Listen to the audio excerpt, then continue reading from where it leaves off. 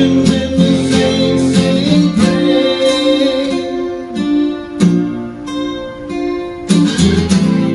And who is like him, the lion and the lamb, seated on the throne?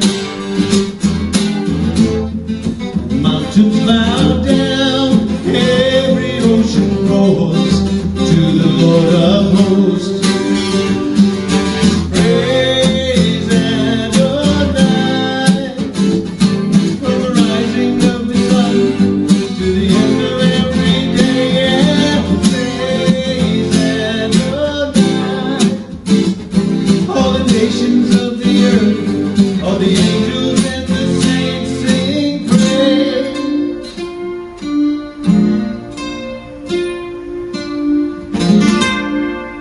The next portion is the inspirational lecture. Today's lecturer is John Springer. Because I've known John for 20-some years at least, and he's always been involved in organizing spiritual events, efforts, groups wherever he goes. He's pretty much been a motivator, bringing a lot of love and light everywhere he's been at. John is currently involved in organizing nature walks, organizing Boy Scouts and Girl Scouts, youth groups, all types of groups of people, taking them through nature walks and teaching them about the different aspects of nature, both the seen and the unseen. He's worked with a lot of organizations, a lot of county and state organizations, as well as charitable organizations, so he has quite a wealth of experience to bring to us. Please welcome John Springer.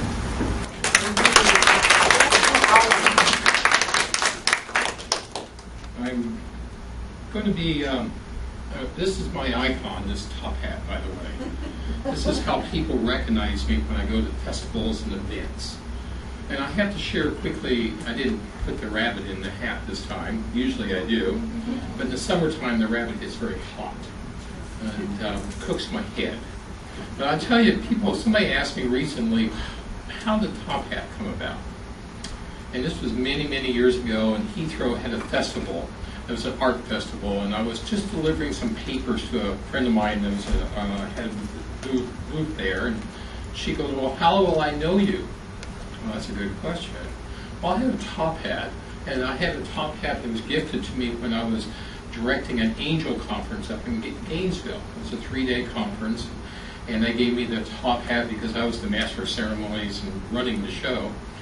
And so I put this top hat on, and something prompted me to put a rabbit in the hat. I stuffed a little bunny that had long ears and a pink nose, and looks like the Trix bunny, and I put it in the hat. And so I'm going up to the gate where they were charging admission into this festival, and the ticket taker goes, if you have a rabbit in that hat, you get in for free. Really? So I take the and he goes, unbelievable, you're going in. So after that, the rabbit's sort of been part of my icon as well as the hat. This is my 4th hat, by the way. But it does get a bit warm when I wear it too much. Oh, and by the way, I have a book down here that I encourage you to look through. It's a pop-up book. I've never had a pop-up book, but this is about how to find flower fairies and other fairies. And it's a fun book, and I've got Casadega Bookstore to order it. So just take an opportunity to look through that. What I wanted to share with you wasn't about nature, spirits, or fairies or anything else. It's about my journey. This time last year, I was in the hospital. Now, how that adventure came about was that I knew something was happening within me. Just didn't know what. Each month I would go and get blood tests and go to the doctor in June, July, and August, and nothing was showing up in the blood test that anything was wrong. But something was not right. And I kept ballooning up and getting larger and larger, and was beginning to have difficulties breathing, and I knew something was not right. So I remember after leaving the doctor's office in August and said, body, you have a choice. Things are not right. I give you permission to do whatever you need to do, but you need to do it now. I give you 6 weeks to do it. I don't care how you do it, it needs to be done. Because I had ballooned up to 380 pounds. And so from that point on until the first part of September, I was dropping 1.5 pounds a day. And I also cut out all whites. White bread, white rice, white pasta, white everything but cauliflower. Cauliflower's white. But all the white stuff, I just cut it all out, and that made a big difference too. And then I went to an acupuncturist because one leg swelled out to this size and was turned red, and Spirit said, go to the acupuncture, get your energy systems going again. So I went to the School of Integrative Medicine, which is in Orlando, and I could have a 2-hour session with an acupuncturist and a physician for $35. And each visit thereafter was only like $20. These are all students looking for guinea pigs to work on, so I said, you're more than welcome to work on me. And as soon as they touched into my backside on the left side, my right leg started weeping blood. And it returned to normal before I left the office. And so I went there 2 or 3 times a week, and in the last week of August, they brought in the doctor there and said, you need to see a nephrologist, which is a kidney doctor, a cardiologist, and a urologist. Okay? I don't know where they'll come from, but okay. Well, the day before Labor Day, my wife noticed that I was hardly breathing. I was hardly moving. I was being stubborn. That German aspect in me comes out, Springer, German. And so she said, if you don't go to the hospital now, you'll die. And I didn't realize how close I was. They said I was within 24 hours of death. So I was taken into the emergency room the Sunday before Labor Day, and this was 8:30 in the morning, and there was nobody in the emergency room. There was no one waiting. There was nobody in the back area. There was nobody except for 3 doctors, a nephrologist, a cardiologist, and a urologist. All 3 of the doctors that I was told I need to see were waiting on me, literally waiting on me. I mean, they immediately started working on me. Within 5 minutes, I was already had IVs in me. Unfortunately, they put a Foley catheter in my penis. It was not a pretty. That was the only pain I had, the entire stuff. But I drained off more than a gallon within 10 minutes. I knew I was drowning, but nothing, again, I was saying, showed up in the blood test. So I called myself the Holy Bag Man because I had 7 IVs, I had 5 on this side and 2 on this side, and I had the Foley catheter. So I called myself the Holy Bag Man for obvious reasons. I was holy and I had the bag on. And then I discovered I had the 7 dwarf syndrome. And then some days I was grumpy, some days I was sleepy, some days I was dopey, some days I was happy, some days I was dog. But Bashful never comes to the hospital. And then the blood takers, I call them vampires. It took so much blood, I asked for transfusion. I had to have 2 pints put back in. And then the doctors became trolls and the nurses became gnomes. I made it all my personal fairy tale. That was the only way I could really get through it. And so much, and I had Patricia announce to my entire mailing list what was going on. Send healing now. Well, I want to tell you what happened with that. The room that they finally moved me into got so hot with healing energy that the engineers were in my room a lot going, we don't understand why this room doesn't cool down. And one night, the night nurse opened up the door, was knocked to the floor. She said it felt like she opened the door to a blast furnace. And so I went, so I asked a lot of the healing groups, please send to me at 70 degrees. Even still, it was hot. So I distributed that energy to the rest of the floor, to the rest of the 5th floor of the Florida Hospital Altamont. And sure enough, I heard the engineers going, we can't understand why this floor will not cool down. All the other floors were fine, but this floor doesn't want to cool down. And I learned later there's a lot of miracles that took place during that time I was there. People that were in comas woke up and left. People were coming out of stuff. Things were being healed that nobody had any explanations for. And the surprising part was that this cleaning crew would come into my room and every once in a while would find white feathers on the floor. Little white feathers. I said, where's the feathers coming from? Oh, those are my angel friends. And at night they would see all these rainbow sparkles all around the room. They said, what's with the sparkles? Oh, those are my fairy friends. And so they got really a sampling of who it was. I was there for 22 days. And actually I got discharged earlier, so I asked them to call me Figment. And they said, why Figment? I'm a figment of your imagination. I've already been discharged, but they haven't found a place for me to go.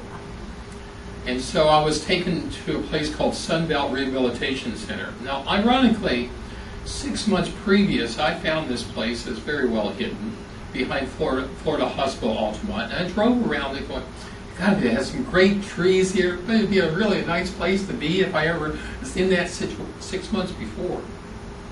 I didn't know I was sort of introducing myself to Sunbelt, which is considered one of the best in Central Florida. So I was at Sunbelt, and I had a roommate. Fortunately, he was a night owl like me. And, I thought my situation was bad, but was nothing compared to the other people that were in there. He had already lost a leg, and he had heart problems. He had a whole realm of problems. He was only 45. And another friend of mine was in there at the same time, and he was on dialysis. Now, they wanted to put me on dialysis when I was in the hospital, but my blood test showed that everything was normal for 3 months previous. So I only had acute renal failure when I went in the hospital. I had enlarged prostate, enlarged bladder, AFib, acid reflux, a few other things. And so this is my anniversary. This month is my anniversary of being alive. And be able to walk around and be back even better than what I was before. I called it a cosmic tune-up. And I was amazed how many others were going through similar things. I've lost a lot of friends. I lost more than a dozen friends this past year that crossed over. In fact, I was at a memorial service 2 days ago for a friend of mine that passed over. And sometimes people make that decision to leave or not to leave. I chose not to leave because I still had work that needed to be done. And only just recently, in the last month or so, my voice came back and the anesthesia. So since that time, in January, I had a rotor-rooter of the prostate, a nip and tuck on my bladder. They pulled the stents out of my kidneys. Oh, by the way, when they took pictures of my kidneys, they discovered there was an angel in one and an alien in the other. It was very obvious, and they all commented about that. And then they, I know there was a lot of strange stuff going on. But people learn by my experiences, and part of posting it on the network about my healing situation is that we're all part of a tremendously large healing community. And many times we are asked to send healing for others, but we forget about doing it for ourselves. And Andre DeMichaels of Horizons magazine wrote me a note and says, "You are very courageous. Thank you so much for your sharings.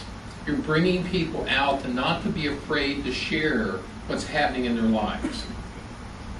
I was amazed at how many people were, Dr. Thomas has been to hell and back with his stuff. And he started sharing as well. And that really makes a big difference. Because think of all the hearts and all the loving energies and all the spiritual connections that are out there. You just have to remember to ask for yourself. Many people ask you all the time. Remember to ask for yourself. That's what really pulled me through. And after I left, the air conditioner started working again. And it started that way in the rehab. And in rehab, I have to mention that I literally, when they had my care plan meeting, which is supposed to be 15 minutes, they're telling me what they're going to do for me. I went in with a list and said, every aspect of my healing in this place has to be reflected in everything that I do, and it's not. And here's why. And I went through kitchen, housekeeping, everything. Before I left the rehab, they were making changes in all those areas. They said they've never had anyone that spoke up. I would have had to be my own health advocate. I want to share a little quick thing. one night, the night nurse comes in and gives me this little container of pills. Here, take your pills. And I looked at it going, these pills do not look familiar. Oh, no, they are your pills. Take your pills. No, I don't take vitamin E. I don't take this. What's my name? She gave me a name that was not mine. I said, how many others have you given the wrong pills to tonight? And she started shaking. Apparently she'd given quite a few others. My name was the next person down the line. So when you're in a situation like that, question your drugs. Question, why do I need to take this? You know, I only took blood pressure medicine twice during the entire, but they were trying to force it on me. Here, you need to take my blood pressure. Do I need it? No. Okay, well, I'm not taking it. It's very simple. Sometimes you have to do that for yourself. Now, after all this went about, and like I said, I had the nip and tuck, and then in March I had a heart ablation, which they went up through the groin, and they rewired my heart. I can actually prove that I have a big heart. My upper left and upper right chambers are enlarged. And my right chamber was running the show, whereas the left chamber should have been. And so they rewired my heart. It took 6 hours.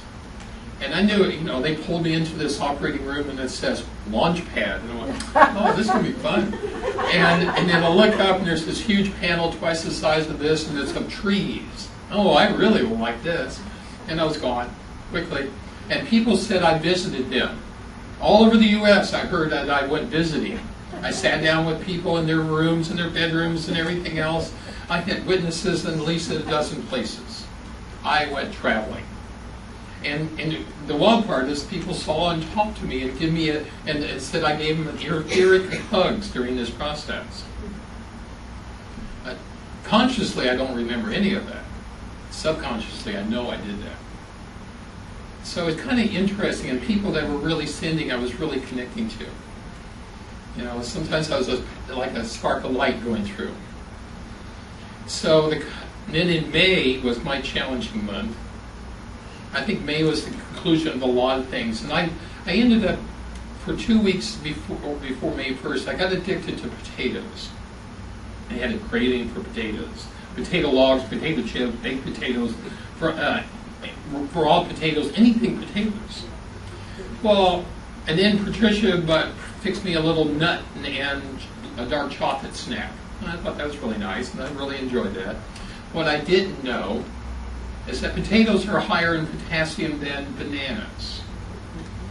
And I ended up overwhelming my potassium levels to the 6-point range, 6.4, 6.8. And when my blood test, the first of May 2nd, got back, and I called my voicemail, and there was a panic message from the doctor, you need to go to the emergency room now. I went, oh dear. And that's what it was. I was at a heart attack, stroke level with the potassium. And I felt fine. I just had to, and then to come to find out on the do not eat list is nuts and chocolate. That's 2 of the 3 things that I lunched on 2 weeks previous. So they brought me back down, and so I ended up having 7 blood tests in May. And then I had a cardioversion because my heart wasn't beating right, and that happened. And then I was in the emergency room twice. One was excessive bleeding. I was so glad. And then 5 visits to 8 doctors. I was so glad. 8 visits to 5 doctors. That's what it was. I was so glad to get May done with. I haven't been back since for any of them. I'm only taking 3 meds in the morning and 3 meds at night. That's it. It was just totally amazing for all that I went through. So keep in mind, call upon your community. And I want to shift to something else. And some of you know I was involved with the Ferry Trail project at Casadega. And that started January 23rd, 123, it's a gnome day. It was on the new moon, great time to start a project. And at the end of June, I told Patricia, I said, something needs to happen. Something's coming for me and I need to shift. I'm going to ask Spirit to do whatever you need to do, get me off this project. Find someone to take over for me that has the same joy and passion and connections and everything else to take over what I'm doing. Lillian Castleberry, or Lillian Seff, she does the historical tours at Casadega. She lives on the property halfway between the temple and the trailhead. Her house was surrounded by sunflowers this past year. She's not a psychic medium, reader, but she's a spiritualist. Her father founded the town called Castleberry. I think she likes that Cass part of it. And so, but she also took my fairy house and gnome home building class. And she also has the passion and the joy and the enthusiasm to make it happen. I loaned her this book down there, and they shared it with the board. And they've got people shifted into a different consciousness and want to make it happen. She keeps me informed of everything. And I've met with her and sort of gone through everything and gave her a tour of the trail. And there's one little leaf on this trail. It's a palm frond leaf. It stands about this tall. And for the most times, it'll be waving and might get people to wave at it and it stops waving. So it wasn't waving when my friend and Lillian went in for me to introduce her to this leaf. As we're talking, the leaf started doing this. So I had both my friend and Lillian wave at the leaf. They waved at the leaf stopped. There was no wind at all that day. And then we started talking again and it started waving again. And I said, wave again, they wave again, it stopped. And I said, that's the magic leaf. Respect it. And a friend of mine went over there and saw the leaf. She goes, oh, you want a line dance? So she started dancing with the leaf. 4 other leaves in a straight line started waving. This is all in the Fairy Trail Project. So that was relinquished. I was so glad it happened in 3 days. Everything happens with me either in 3 seconds, 3 minutes, 3 hours, 3 days, or 3 weeks, or 3 months. Seems like that's a 3 thing.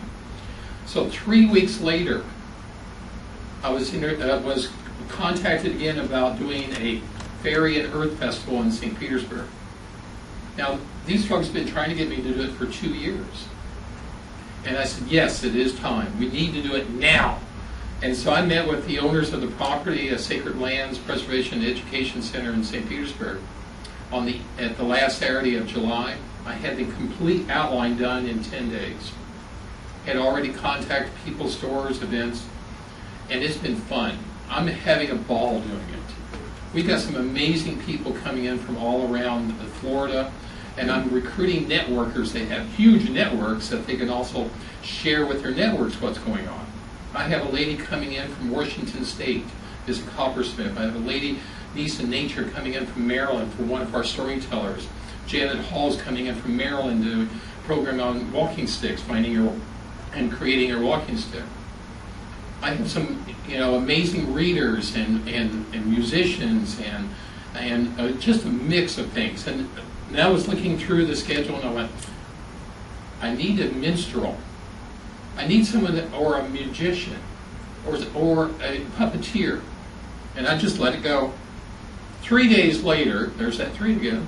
3 days later, this gentleman calls me and he says, my name is Mark and I'm known as Rascal Robert. And I'm a minstrel, I'm a magician, and I'm a puppeteer. Got everything I wanted. And he has a heralding trumpet, along one of these long trumpets, and I've asked him to herald it at the top of each hour so we can keep on track with things. He loves the idea. And so he's on board. He's from Naples. And I said, well, how did you find me? Oh, I saw your posting in Fairy Magazine, which I posted in July when I started this project and knew we were going to be doing something. I started before 90 days because so many people's schedules load up. I captured people and said, you need to be a part of this. And they are. Not everybody is. And we already started planning for another festival that's happening in May 11th. And that one's going to be the Saturday before Mother's Day. And that one's called Come Home. And home is an acronym. Of course, with me, I have acronyms everywhere. And home is Honor Our Mother Earth. And it's for artists, photographers, storytellers, musicians, sculptors. It's all for their artistic talents. I already have 4 artists that are already creating pieces for that show. I have a lady from Oregon that's contacted me and wants to be there. So, I'm just so excited about these things. Yes? Okay. How much more? Okay. Well, we're going to be doing it every 6 months. But I wanted to share with you my celebration because people feel that this very Earth Festival will be a celebration of my journey and returning to life again with much more energy and power and enthusiasm and joy. And the owner of the property, Doris Anderson, goes, well, who's going to be the master of ceremonies? I said, I have the top hat and I have the rabbit. Before we start this thing, everybody will know me and I'll know them. So come and play with us. It's only $5 admission. It's really fun. It's only one day. It's 11/11 at 11. Thank you very much.